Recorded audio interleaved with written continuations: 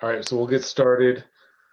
I apologize, I did not distribute the minutes from the last meeting ahead of this one. So the first thing is to determine who can take the minutes for this meeting. And I will type these up and get these out this week. But Nick or Nicole, would either of you like to take minutes for this meeting? Yeah, I can take minutes. Okay, thanks. All right, so just going through our last meeting, I'm just going to recap our discussion before we get to the current agenda. Okay, so we were going to follow up with Hugh on the Park Street Gardens, building the sandbox, and when he can install the 2 grills at the beach, which are being stored in the trolley ticket building, the old trolley ticket building. I think those are springtime things, obviously, with the ground being frozen. So just something we'll have to follow up on.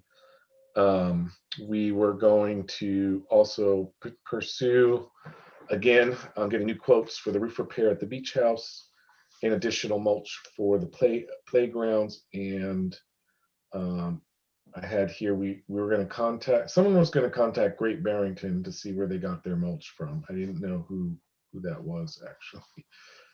Was that you, Michael, that was going to do that? I think it was, and I haven't yet, but I will. All right. Note that. Well, yeah, when I type up these minutes, I'll highlight what these action items are. So you'll see your name on there. Yeah, and we're aware of what mulch to get. Yeah. Playground mulch. It's specific. Right. Yep. Yep. And Nicole, you'd raised Park Street parking issues as a topic for a future meeting, but I didn't put it on today's agenda, given we only have an hour and have a hard stop at 6 o'clock. Is that something you want to try to get to if time permits today? No, I think it'll be for a future meeting. I think I'll do some more research and come up with a plan or proposal for that before we have a meeting about it. And then I took the action item for the playground safety or equipment safety inspection, which I have not followed on that yet, but we are expecting we will be told to have wider borders, an additional or potentially different type of fill than what we're doing today. In addition, there may be some equipment we need to remove at the Averitt Park. So we used a company called IPS, Innovative Playground Systems. They have been our safety inspectors in the past, but they have not been here for a while because we haven't updated much, but I think it's time to do that. And then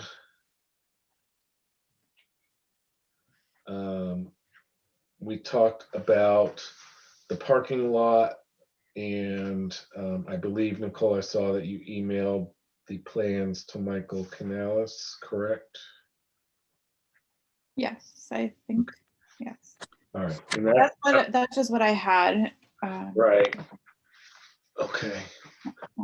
Michael, did you receive those plans, and do you have any questions, or do you need any additional information from us on that?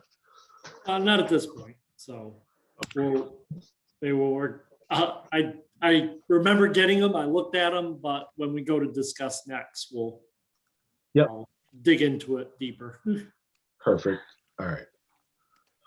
So I'm jumping around a little bit because that one was on our agenda here, but is there an update you want to provide to us later in this meeting on this project, or is that Well, as far as the beach parking lot goes, we'll be prepared to do it this construction season.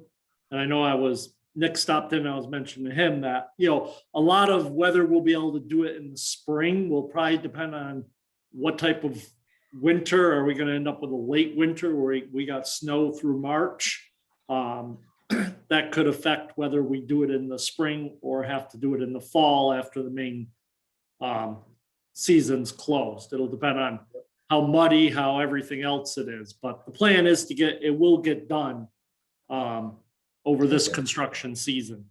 So we'll see as it goes along, what winter if we get into March and things are drying out, then we can look at trying to time it to do in late April, early May with a Memorial Day start for the beach.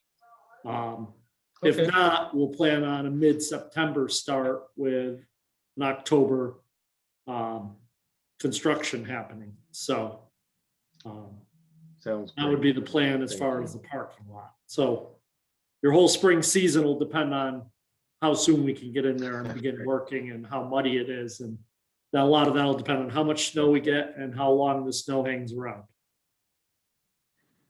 Great, thank you.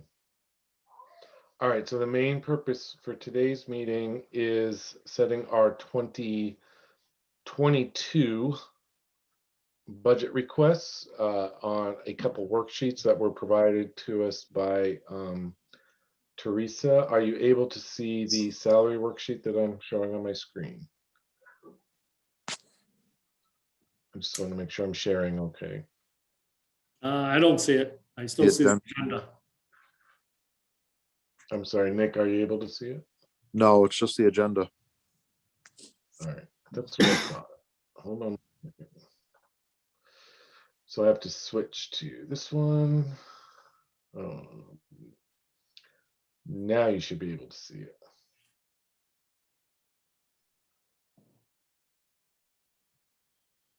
Are you able to see the spreadsheet now? Yes. Okay. All right.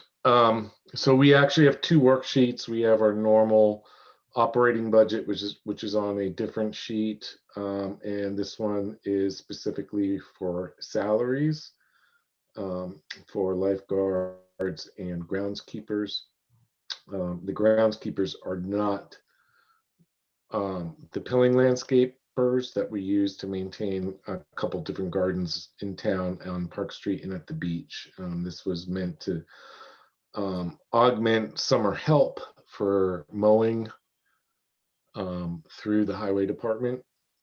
So they could either have additional hours or an additional person to help with mowing. But as you can see for 2021, we had requested 19,000 for lifeguards and 13,500 for groundskeepers, although I don't see what we've actually spent to date on that. So what you've spent today is you spent 17,433 for lifeguards. And Okay, you have spent nothing for the groundskeeper. oh, okay, so lifeguards were some, thank you for that. Yep. So that would leave, So you have 1,500 remaining in lifeguards and you have the full amount remaining in groundskeeping. right, so it would actually be about a total of about 15,000 to get us through July 1st of this year. So I think last time we talked about what is the appropriate staffing level to have at the beach, including when we actually open and close. And included in that discussion was whether or not we wanted to continue with having parking attendants or rotating the lifeguards into parking attendant positions during the busy days to screen for residents only, or to ensure that the parking lot did not get overcrowded or the beach get overcrowded, so people could maintain their social distancing. So I think those are all questions we want to address tonight, is how many lifeguards, how many hours per week, and what type of coverage we need. And with the recent, I guess, federal mandate to increase the minimum wage to $15 an hour, I don't know when Massachusetts is going to adopt that, but that is what we were paying them originally. I think it was 13 the year before that.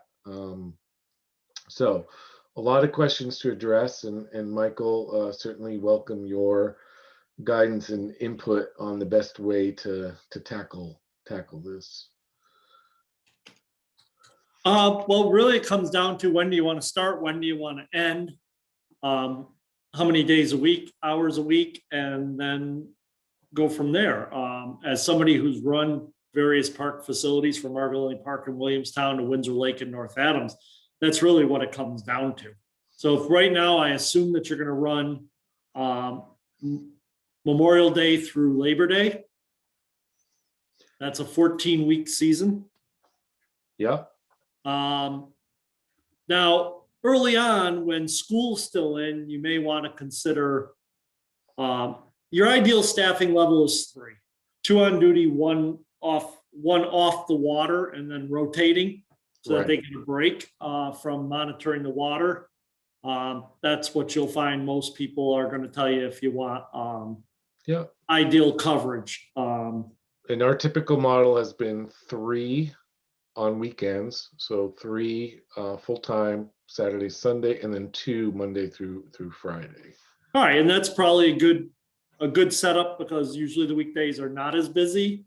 And I've seen that definitely before. So if we assume that we're going to have 3 guards on the weekends for 14 weeks, 8 hours.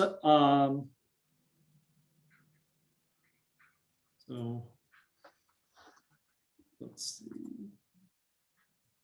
And to answer your question, so Lennox and Lee actually don't even, well, they don't put lifeguards on duty or officially open their beach until school. Typically, they haven't done it until school lets out, which is right.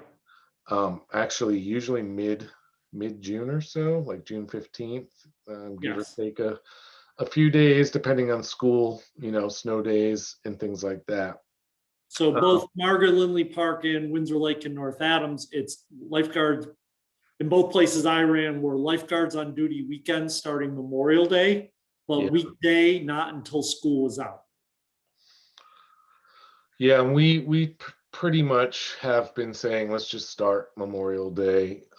Weather permitting, though, the weather can get a little iffy.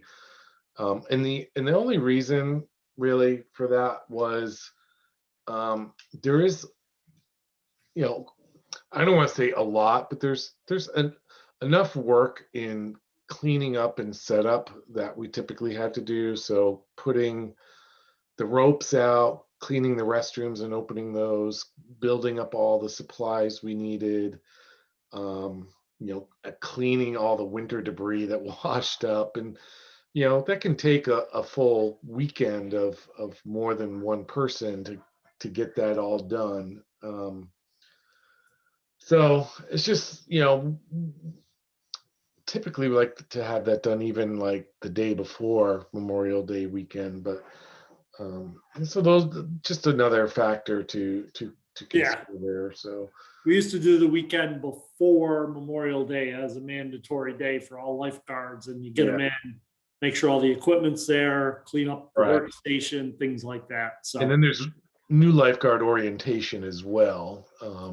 That we haven't had to do a lot of that because we've had mostly the same guards on. And then Lauren, who was our senior guard, did the orientation for the last few years for us. So I'm not sure who's coming back this year. I'm not counting on anyone based on the fact that I think they've all graduated college, but Lauren went back to nursing school, but I think she takes summer classes.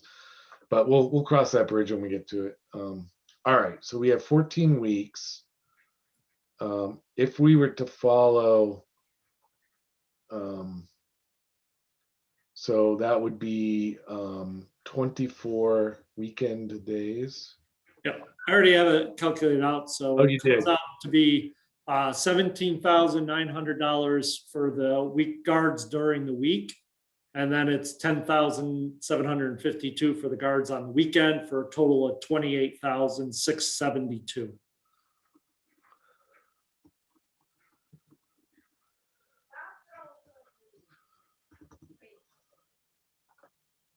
Read me those numbers again. 17,000 for 920. for weekends? No, that's weekdays. 17,920. Yeah. And then 10,752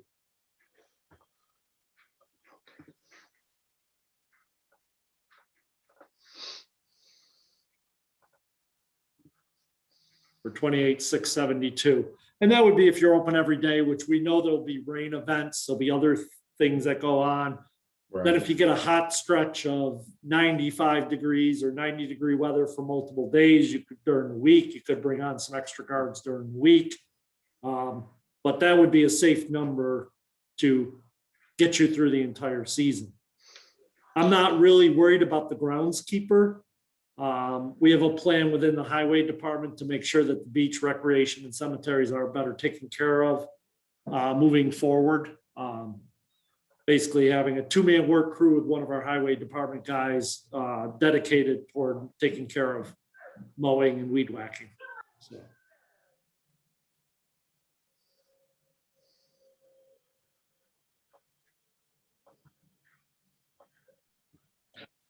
Michael, is that only 2 guys to take care of everything each week? It'd actually be 3 guys, so it'd be the plan to use one of the highway full-time positions and then 2 other full-time positions and use them throughout to maintain the mowing. Last year it was just 1 at the cemetery and 1 DPW worker doing the rest. So this year would be an additional seasonal position. And if they fall behind or need some things to get done, we could still pull the whole crew to do some catch-up work and things like that. But we pretty much dedicate those to doing the mowing, weed whacking, and really making sure, keep everything looking good. I think with what we have, as once they get the rotation down, and it would be putting Jim in charge of this crew and rotating or sending, might be sometimes sending guys one place or another. So, yeah. But Jim will still be mowing? Yep. Okay. So I was basing that on $16 an hour for the lifeguards. Massachusetts minimum wage is $13.50, and right, there could be changes coming along. As an average pay, we could figure out what the head lifeguard's going to make compared to the other lifeguards and things like that. If we. And that was with 2 lifeguards during the week, Michael? Yeah, 2 lifeguards during the week, 3 lifeguards on the weekend.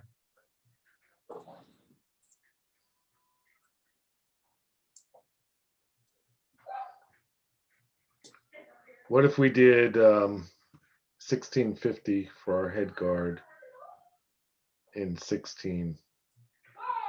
So Yeah, I think that we could easily do that. And I don't even think you need to touch the numbers because I think you've already done what I would have recommended, just round it off to 29. Yeah. And then, like we said, we know there's going to be some rain days where they're not going to work. So, yeah, we do pay them.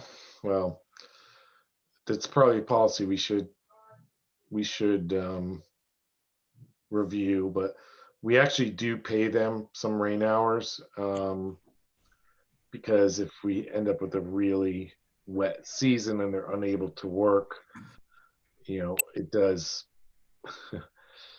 create a bit of an issue. right. But we have always run into coverage issues, especially with college students starting mid-August. They go back Right. to school. People call out sick. Yeah. So if I remember correctly, this issue came up last year, and weren't we paying them for the entire day, even if they didn't work? I don't actually remember what we ended up doing. Did we ever have a full rain day? I don't recall that we had one last year. I remember partial ones. Yeah, I'm not sure. I think there was 1 or 2, and I remember we had a discussion about it, and we looked into what the law had said, because somebody had said we had to pay them for the whole day if they had come in, but that was not what the case ended up being, I believe. Right. So I can let you know a couple things that have been done. One of the thing is that I've seen done, and I've done it while running facilities, is that if we decide the night before we're closing because they're predicting 2 or 3 days of steady rain or something, lifeguards weren't paid for that. Once lifeguards report, we were always paying them at least 4 hours, even if we sent them home when it rained.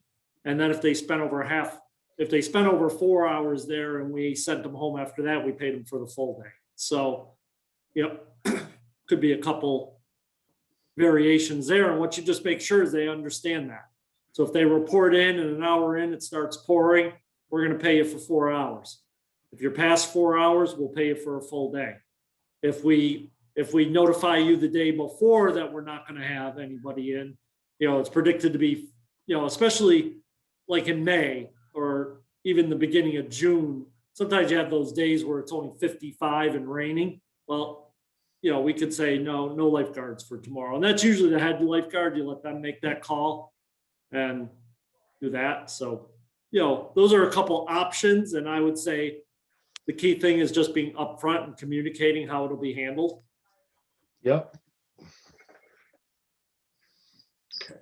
Going back to the pay though, I think that the head lifeguard does a significant amount more work. Lauren took on a lot of responsibility last year, especially with all of the new changes to the job description and everything. I think that they probably deserve more than 50 cents more an hour. So make them like 17.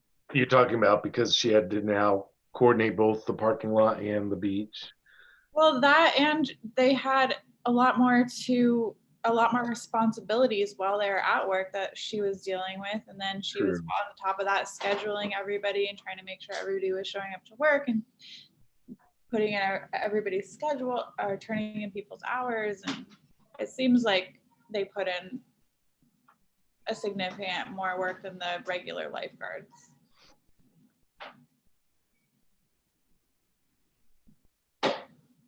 I'm good with that. The thing that always happens, and I completely agree with you, Nicole, is it tends to tail off as the later they get into the season. Like they did such a great job from the time they started to like the beginning of August. But especially like July it was hectic and stressful for them. Yeah. Given the conditions and the amount of demand to get to the beach. And a lot of uncertainty about Right. So their job descriptions and COVID.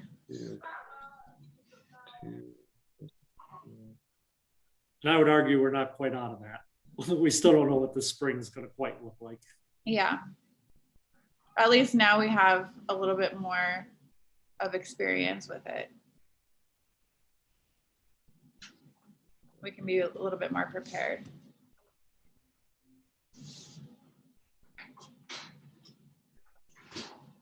And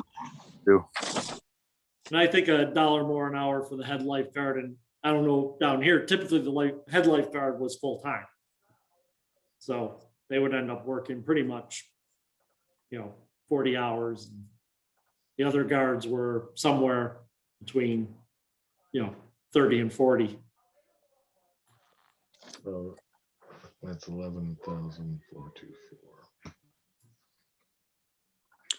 That was also when it came up last year, if I remember correctly, where we had, what was it that we had told them it was going to be a full-time job, but they weren't actually getting 40 hours a week. And a couple of them were complaining, and didn't one of them leave or something like that? What happened with that? I don't remember exactly.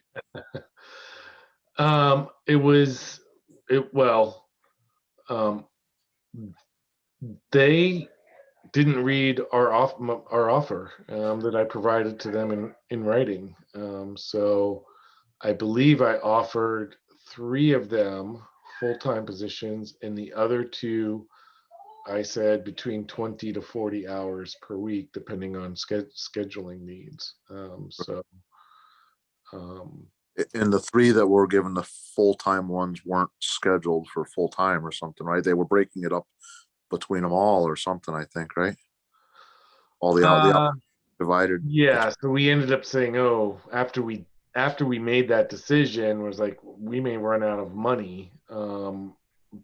But then we ended up getting more money because we did the parking lot thing. So don't actually know. Everyone ended up in a good spot. Savannah left only because, and she was there were two people. I think Savannah and Keitanu were the two that mentioned something. And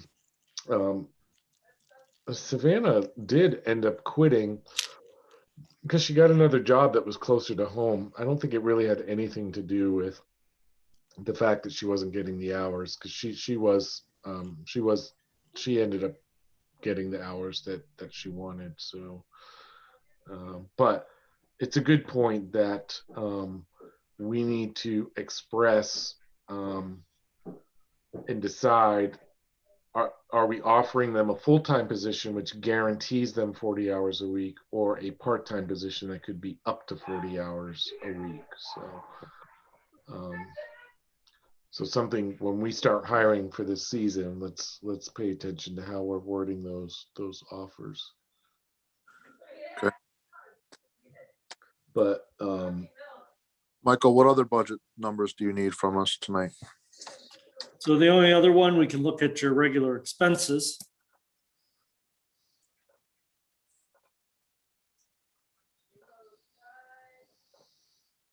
So, oh, where is he? So one of my biggest issues is that we never seem to have just money in one of these lines to buy stuff as we need it. It just doesn't ever seem to be there, you know?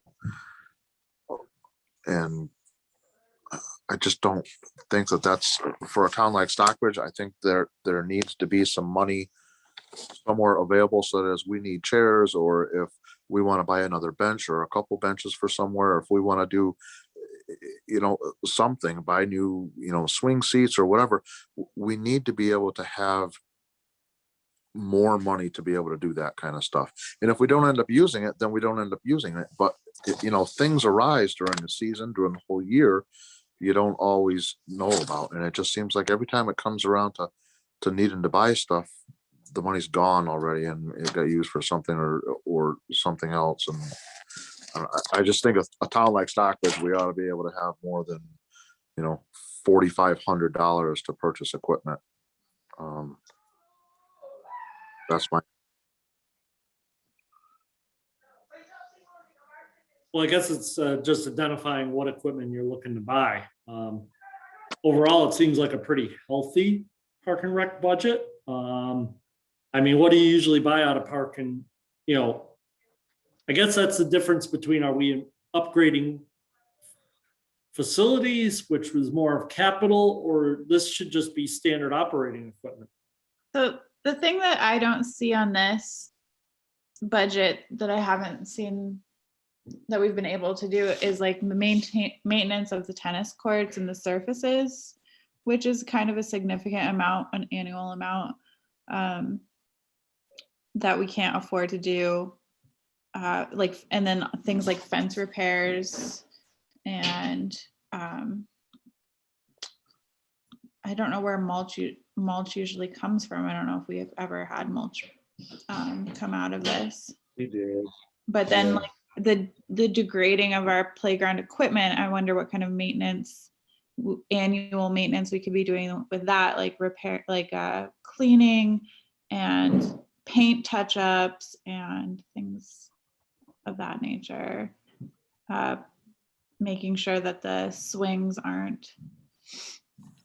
all tightened, the bolts are all tightened, and I don't know. So I guess here's the right. So what we got to do is figure out how. So I guess this goes back to figuring out how to work with, and I hate calling them highway department. I prefer the Department of Public Works as the proper title. Public Works should include some of that stuff, so that we're you guys are aboard, and the expectation, some of this standard stuff such as the mulch, making sure all the equipment's ready to go in the spring, should be a phase of, in my opinion, should be a phase of Public Works. Part of what we're doing in Public Works is looking at how to set it up so it can meet all of these needs. And make sure that we have adequate staffing to do that. So that is something that we're working toward. I guess one of the best things we could do is really evaluate this summer what our needs are. And I can go around either with one of you guys or, with the highway crew or something to look at facilities, identify what we need to do and what we should be doing as far as upkeep. Every so many years, when should we bring them in for tack sealing and things like that, even on the tennis courts, any cracks, things like that. So it's more of just developing a plan. And I don't know enough about the summer operation to really give you too much advice on that. I think it's something we can build toward. So right now it's more of,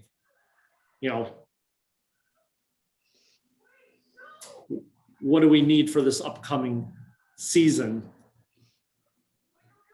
Right. Okay.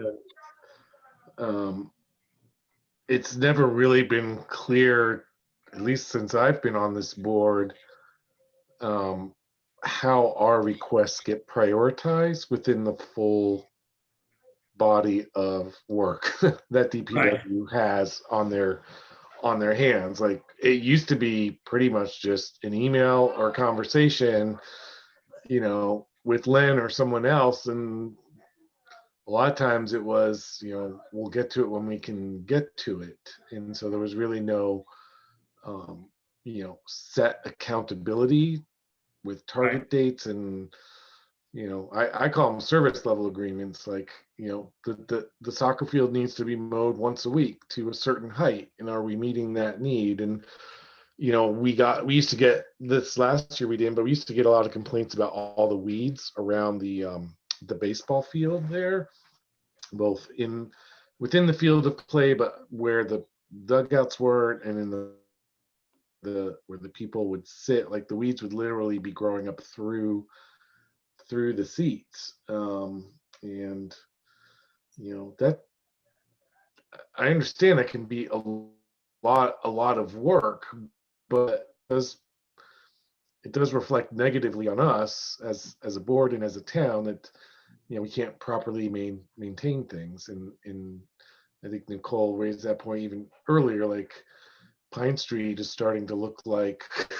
it's abandoned. It's the basketball nets and the fence they're all crumbling and everything. So some of that's going to be capital improvements we want to send through a special article on the town warrant, but some of this should be just regular yearly maintenance that we performed, so it doesn't ever get as bad as it is now. So I think the tennis courts need to be So, done by a tennis court specialist, because that's like, they need to be able to remove all the vegetation surrounding Right. the fence. There's more specific things that maybe highway department wouldn't be qualified to take care of with things like that. Yeah, but actually, right now, Right. it does need to be done by a professional, but then the maintenance of it going forward, just making sure there's no new growth there and things like that needs to be addressed. Okay. And we're gonna work on that this summer, where that's already Right. part of our plans. Okay, great. So I would like to see at least some more money put in the purchase equipment. It would be nice if we could continue buying more benches and get all of the benches replaced eventually to the ones that we have now. But we don't really have the money there to do that. And, we have a sandbox to build, which we need to be able to purchase the lumber at least for that. I was going to build it for us. It would be great to get a bunch of picnic tables scattered all around, but and even if highway does that for us, we still have to be able to purchase the materials for it. And we were only talking about a couple picnic tables, but I could easily see 5, 6, 7, 8 picnic tables scattered around the big park, a few over at Averick Park, a couple over by the tennis courts, a couple over next to the town hall park. I mean, you go to a town like Lennox, I mean, there's picnic tables all over last year. And, I think especially right now, the parks are an important place for people to be able to go. And we've got some nice parks. But, there's nowhere for people to just go out and sit unless they want to sit on the ground, which a lot of people are doing too. But it would just be nice to be able to provide places for people to sit. So the $4,500 that we have there, there's always going to be expenses to open the beach house, stuff we got to buy for that every year, it seems like, and just basic stuff. But to continue adding, as things wear out, we have to replace them. If we add more things like a bunch of benches, bunch of picnic tables, as that stuff wears out, we're going to need to be able to replace it. So the And number, equipment. yeah, and the number, in my opinion, needs to be higher. $4,500 for a town like Stockbridge, just to purchase equipment for the entire parks department, just seems ridiculously low to me. Anybody else? I agree. I think it would be really nice to just be able to replace and maintain various things without having to request additional money every year. And there's a lot of outdated equipment. There's a lot of benches that are in disrepair, like Nick was saying. And so I think that would. Yeah. Question is, what do we consider a reasonable amount? And Well, we know one of the benches cost us almost $1,000 to get it here, right? yeah, And a picnic table with lumber prices right now, it's probably, would say, $250 of materials for a picnic table for pressure treated lumber, and then the bolts to put it together. So 10 picnic tables could cost us $2,500, $3,000, if we're not actually paying to assemble it. Well, and there's the initial purchase of all of this, but also we want to be able to maintain. We're getting wood picnic tables, and we need to be able to maintain them yearly. And I don't know what that involves exactly. Maybe staining, maybe I don't know. One of the things that a little bit of an argument is that we should be going almost, and that's going to be a hard thing to do right now, is figure out, the ideal thing is that you replace the equipment from park to park to park to park, and then you start over. So that you're not taking on buying all the picnic tables one year, that you're staggering them, and then that's having a rotational plan where you're going to go from this park to, but the problem is that, and don't get me wrong, I've heard this from the highway department with their equipment and other stuff, that we've fallen behind. And how do you get caught up and not just buy everything in the same year, which then you're setting yourself up to have to replace it all again in 1 year. So, but how do you do that? I'm not sure. well, we do have money left in our special article. I think a lot of it was left for the park. You have 4,500 in beach house skylights, and you have 52,000 in the town beach upgrades. I think town beach upgrades, all of that is going to go to the parking lot material. Right. So you have 4,500 for, it's called beach house skylights. That's for the roof. That's for Yeah. replacing the beach house roof, which I don't even think is going to be enough. I think we are going to need closer to 10,000 because the skylight. Why money's not been spent? Right. So, anyways, I said what I had to say about that. Whatever, I mean, this is your guys to ask whether you'll receive, whether the finance committee or select board will move those numbers forward. This is your request at this point. I think that we could, we have numbers from the tennis court people to easily justify asking for a couple thousand more just for that. If we could figure out what exactly we are asking for more money to do annually, then I think that could justify more. Nick, did you email me the quotes for the? Yes, I believe so. And I've been searching my email folder and I can't find them. For the tennis court? Yeah. He might have texted them to you. Yeah, I think he texted them to me. No, I think I emailed them. I've searched under tennis. I've searched under your name. I have them. All right, if you could get those over to me, because I'm trying to finish the capital request, and that'll be put in as a capital request to do that. I'll do that right now. That Nicole, you have the surfaces and also the fence one also? I have a fence. Let me Right. see. I Right. have quotes. We got one quote from a tennis guy and we got one quote from a fence guy just for a budget number. It wasn't. right. And Just- I'll throw in a 10% contingency on top of it. And then, Right. so when we go out to bid, we make sure that we're good. Okay. And I'll put the courts through. So, yep. So I think on the purchase equipment line, I think I would like to see it at 9,000. And that'll give us room to buy, benches each year as we need them. That's enough money to buy 2 benches and maybe 3 picnic tables a year. It's, an additional $4,500. So, and there's always other stuff that comes up that something breaks or something goes or whatever, so I don't think $9,000 for equipment is unreasonable. That's the number I was kind of thinking of too. And then bumping this one up, maybe just to an even 7,500. Right.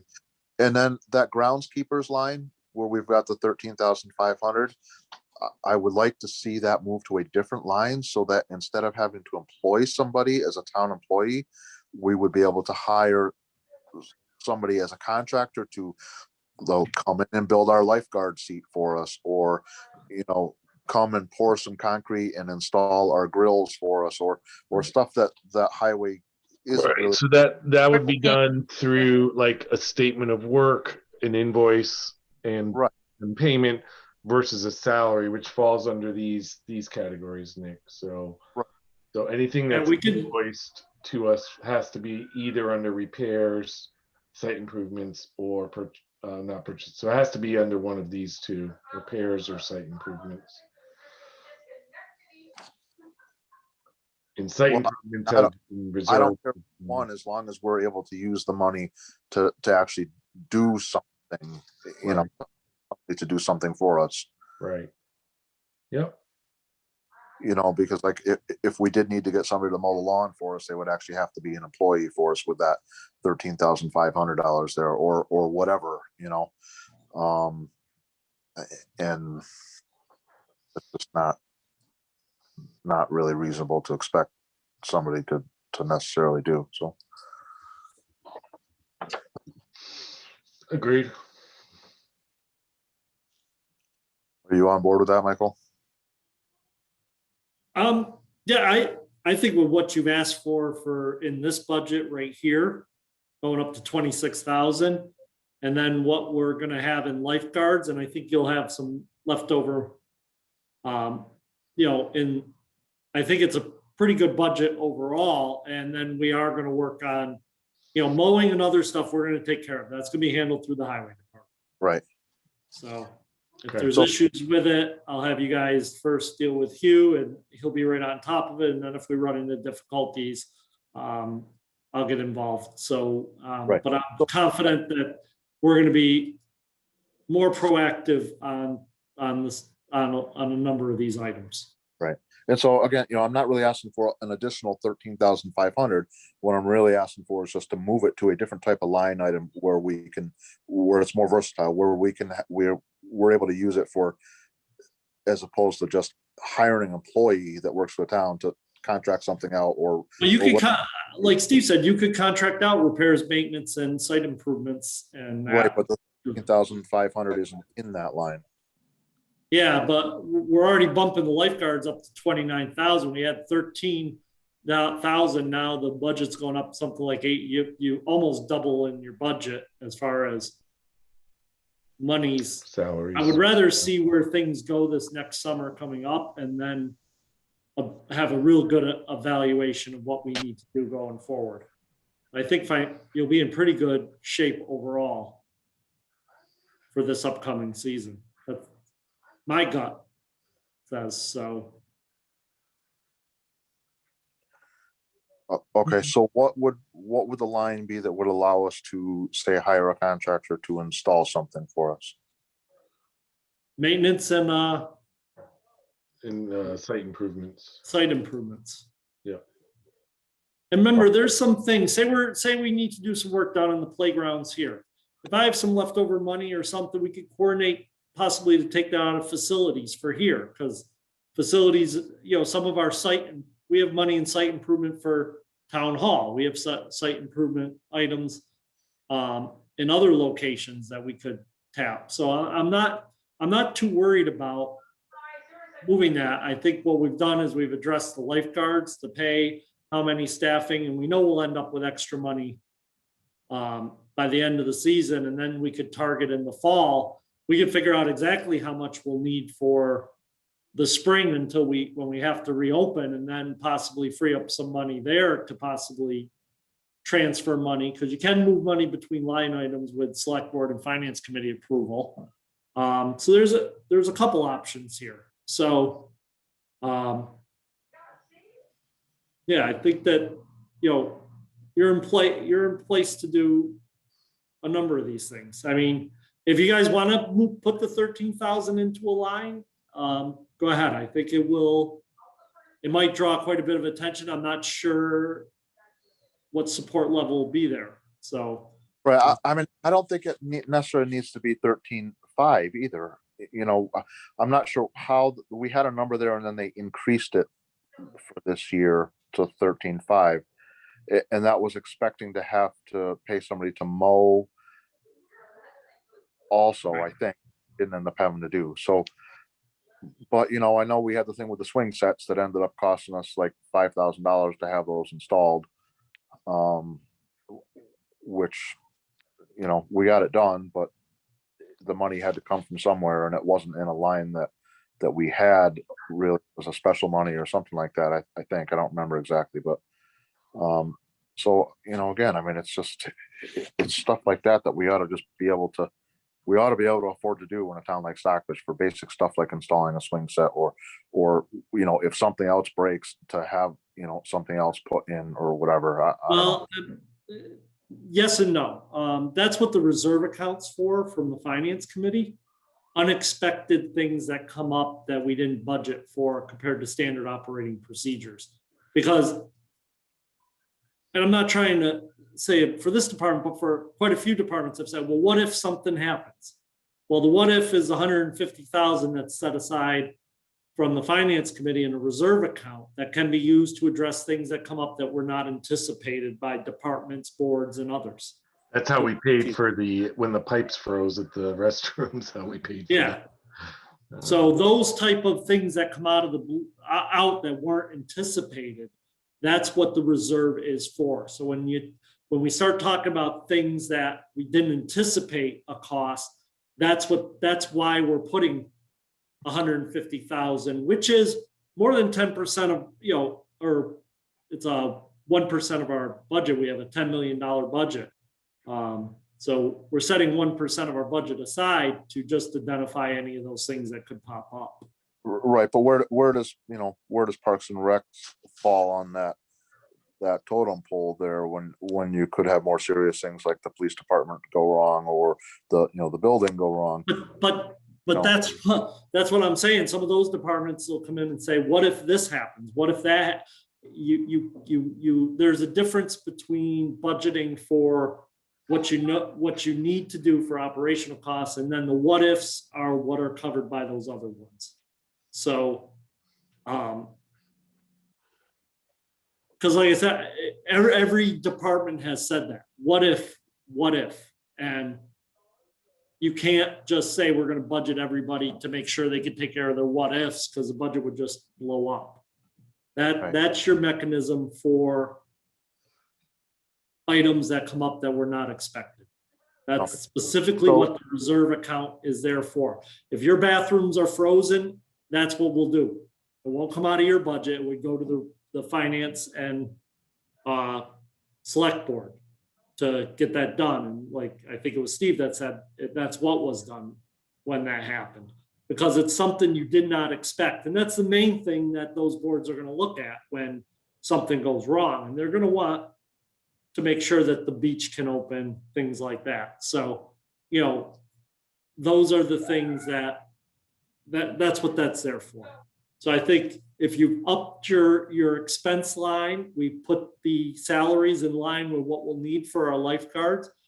I think you have a good operational budget, and then if those what ifs come up, we'll address those through reserve account. All right. Sounds good. We got 5 minutes left. We should talk about the kayak racks really fast because we've been getting so many emails about those. Yeah, so, I mean, last year we didn't know what was happening with the beach, so we didn't start giving them away until we knew what was gonna happen with the beach, I think, right? Is that the way it went? Yeah, but I'm betting that we're not going to close the beach this year. I would Yeah. probably be with that. So maybe April 1st, we start doing it on the same website. We should charge again. Michael, is there any way we can get the money that's generated from the kayak passes to go to Parks and Rec? No, the revenues that are collected, unless the town sets up a specific revolving account, town meeting would have to set up a revolving account. If not, without town meeting, all funds need to be deposited to the general funds. And then it's your budget that comes back. So maybe we give them away for free again. well, one of the things, if you're already getting calls now, is to just say that, kayak permits will be discussed at the March meeting of the Park and Rec Commission, I already told them. with a date to be set for when we'll put them for sale. So at this point, we haven't established the rates or whether or not we will be charging for the upcoming season. It won't be done until March, with an anticipated of, say, sale in April if we are selling. And if that's what you guys want to do, something like that, I mean, you could come up with the time frame. And then staff here, I just tell them that as contacts come in about it, if they reach the town hall, we won't be doing anything with kayaks until April. The planning or the Parks and Rec Commission will be making their decisions in March on how to handle kayaks.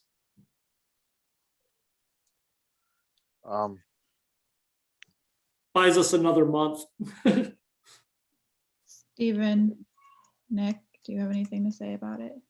I mean, I guess to me, it doesn't really matter whether we just decide on April 1st today, or we decide on a date in a month from now. I mean, if there's no discussion, we could decide in 2 minutes, but if anybody has any discussion about it. to me, it doesn't matter. That's my discussion. Yeah, I don't see a problem with making them available April 1st All on right. the website that we used last year. What day of the Charge week? what we normally charge for them. Is that a weekday or a weekend? Well, I guess the one concern I have with charging is, Oh yeah, how do we charge on the website? right, how do you collect the payment? Well, they could mail a check, but then we have to verify every check that everybody had paid somehow. We'd have to go and double check all the Well, applications. isn't there a whole bunch of stuff that's all paid on the website? I mean, taxes and. I'll all look kinds- into how to handle that as far as how we can manage payment if town hall isn't open. And Okay. what is the point of charging? Because it's not like it generates a lot of revenue. Do we care about charging? I don't know. It seems to me like it should go back in the parks so that we can fix those broken kayak racks and I don't know, just to pay for the time and the hassle that we go through to issue them and answer all the emails and the phone calls and all that crap and storing the kayaks that are left there or the ones that are left on the ground and all that stuff. But, if Parks and Rec if that money's not gonna go back to us, to me, what's the difference? I don't know. But maybe we should just say we'll make a decision at the next meeting because we're out of time now. Yeah. Okay. I don't know where Steve. I'm fine with waiting to the next meeting. Yeah, I think we can just, Nick, thank you for responding to all the emails. Just tell them that we're still in discussions on the best approach for issuing permits this year, but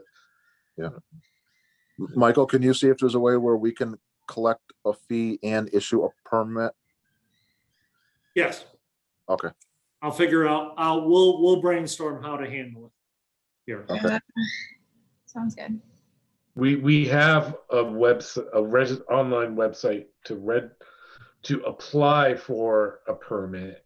That's the only thing it does is it submits an application and with, are you storing 1 or 2 boats, and give us your contact information. And then as a committee, we just export that to a spreadsheet and it's kind of first come, first serve. So, but we did not charge last year because we opened late and, but okay. Anyone else have anything before we wrap up? no.